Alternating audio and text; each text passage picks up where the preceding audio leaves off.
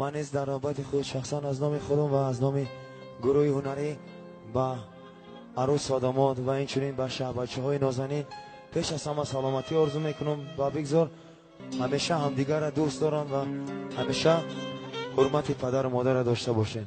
مرحمت به جای خود راحت نشینه. خداوند شما را به توی فرزندتان برسانه و بچه های نازنین به توی عروسی و دامادی. با شما تبریک خوش میمانم. زنده باشید.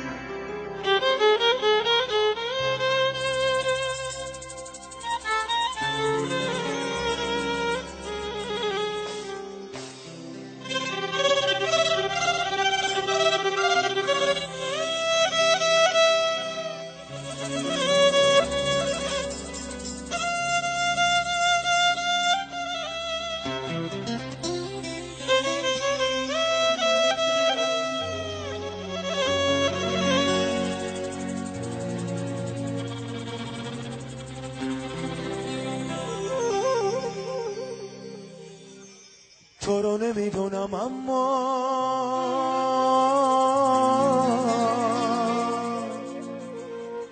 من عاشقت بودم. تو رو نمیدونم اما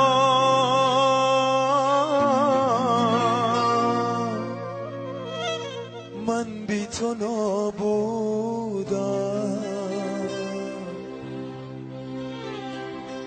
تو از من آزادی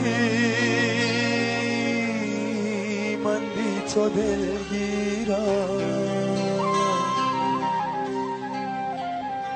تو رو نمیدونم اما من بی تو میمیرم. دوباره میخوامه دوباره عاشقتم از سر تقصیرم. تو رو خدا